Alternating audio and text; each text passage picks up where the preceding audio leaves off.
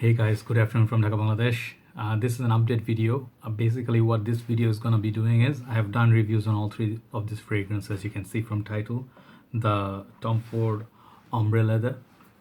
I have done review on Molecule 01 by Escentric Molecules, and the Dior Homme Eau, right? So these fragrances I did review initial impression on based on these ones, the mini Dior Homme Eau, the gift from my brother, Mr. Mahfouz Bhai. He gave me Molecule 01, as well as the Ombre Leather. I have done a sample review. This is Ombre Leather by Tom Ford. So the thing is, my brother who lent me the 7 bottles before, he gave me some more bottles, and it's a lot more bottles this time. So I thought, rather than re-reviewing the whole thing individually, the ones I've done reviews on, let me do an update on you. Maybe it will be helpful. So what you're gonna say is there any difference from initial impression until now, performance? Did I change my mind, or what I get? Stuff like that. Most important thing is, he said, brother, you didn't show the full presentation, so you can do it with my full bottle. So thank you, brother, once again.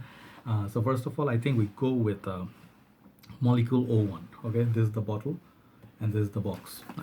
I do not own these fragrances, so I'm just showing you from his bottle and box. So the thing is, looks kind of nice, sort of like very cool sort of graphics on the box, and the name is Molecule 01, and I have hard time saying it, eccentric molecule. And at the back it's like some information. It's kind of cool. It's pretty much like a sci-fi movie sort of a thing, a high-tech movie sort of theme, and it's 100 ml. Okay, and this fragrance has nice sort of a purplish dark three-tone color box. Okay, and it says 0101, something like that. Okay, so I don't know what this stands for, but this is basically the presentation. The bottle is very much I don't know, it doesn't come with a cap. It's a atomizer and a bottle. It looks like sort of like a high-end decant bottles. I'm not very impressed with the bottle design per se. It has nice coloring and everything, but it's very simplistic sort of bottle, and it has like that, it's just nothing much to the bottle. So this fragrance, I have it sprayed once again in the paper from the bottle.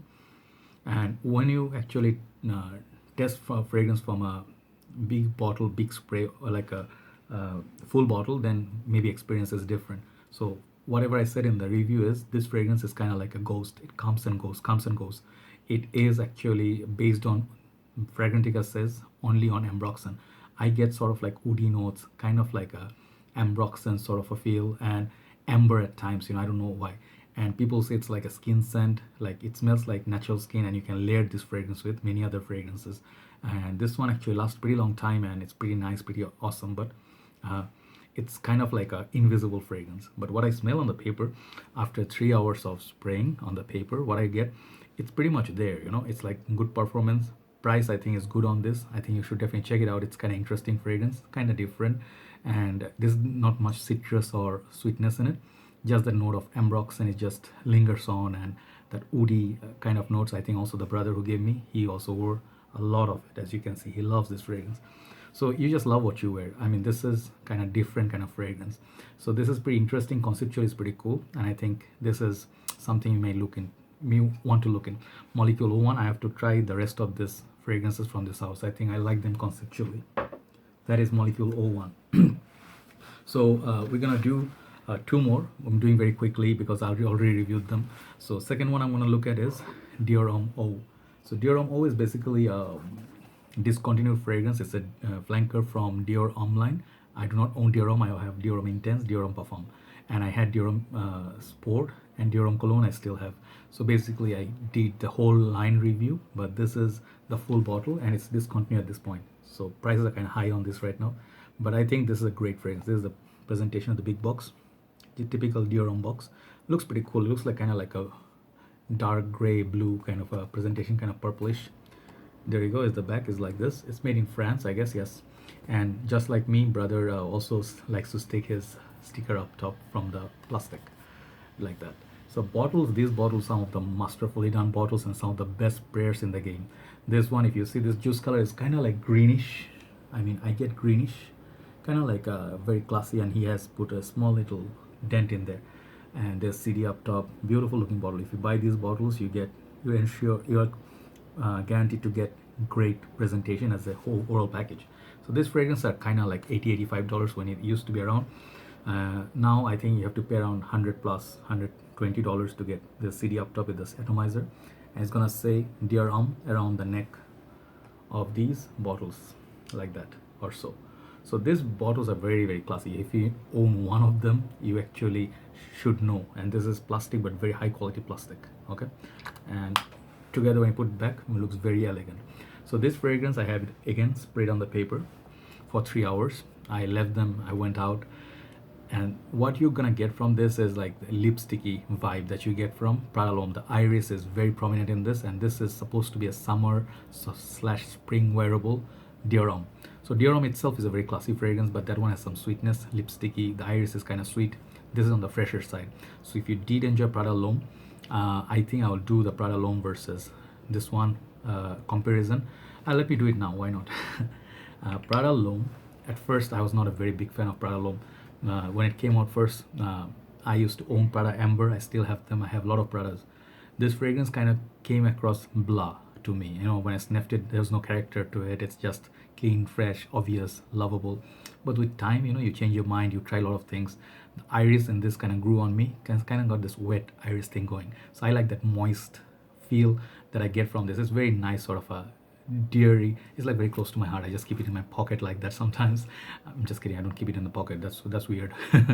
But what I'm trying to say, this is one of the safest, very long lasting fragrance. So comparing these two, they have their differences. This is a little bit more transparent, watery. This, on the other hand, what I get from it is Dior Homme Eau is a little bit more classy. It tends a little bit less watery. It's fresh, it's bright, but I don't get that watery elements that I get from it. So this one feels a little bit like drier compared to Prada L'Homme. That's the best way I can put it. This is very classy, very elegant, but performance, if you ask me, I think Prada is gonna last longer than this. Okay, Prada costs less than this. So if you compare these two, if you ask me which one should I buy, at this point it's a dumb I mean, not dumb, it's like a obvious answer, because right now it costs you $120 plus for 100 ml. This costs like 65 to 70.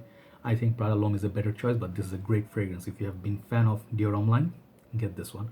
Very beautiful, very creamy, nice iris note, very beautiful scent. All right, so that is Dior Homme Eau update. And the last one we're gonna be looking at is Tom Ford Ombre Noir. Okay, so a few days back I did review from the same brothers bottle. I did Tuscan leather. This is a Tuscan leather. People say on diet, like Coke diet, Diet Coke versus Coke. This is between Tuscan leather and ombre leather. So ombre leather used to be part of their niche line, in short, and then they changed it to designer, more affordable. Now it's like you can get it for $140, $150. That is a great bargain for this fragrance. 100 ml, good looking box. It's a very simplistic Tom Ford box. Looks nice, nothing mind blowing, but they kept it simple. TF for Tom Ford, not the I saw an ad, that was funny. So this is the code and everything. So this is EDP concentration, and performance wise this fragrance does last a long time. This bottle looks really nice, but to me it's kind of looks like, if I do not know it's Tom Ford, it would look too simple for me. I like their private line bottles, and even Black Orchid and Noir Extreme are better bottle than this, but it looks nice. It is matte finish. Here this part feels like a little bit like suede like, so that's a nice touch. And it says TF, that's pretty nice. And it's you can pick it up, no problem. And the bottom you get your sticker and stuff. So this one, atomizer, this pretty much looks like a, let me show you why I find it to be very designer like. If you see them side by side, Kenneth Cole black, I'm not trying to insult Tom Ford, but let me just show you. When you see them side by side, this is a little bit more like glossy and reflective. This is just matte, but if you see, yeah, kind of looks like a similar, isn't it? Cylindrical kind of bottle. But never mind, the bottle juice is important. I think the juice in this smells very nice, but overall longevity is not really beast mode. It does last decent time, 6 to 7 hours you're gonna get from it. Cold weather scent. And this actually exactly not like Tuscan leather. The leather is not that amped up. The leather, and then I think this cocaine note that is supposed to be the case in Tuscan leather, I think this is minimized in this. So what I get from this is beautiful, kind of like a fruity. Let me spray it once again. It's gone almost.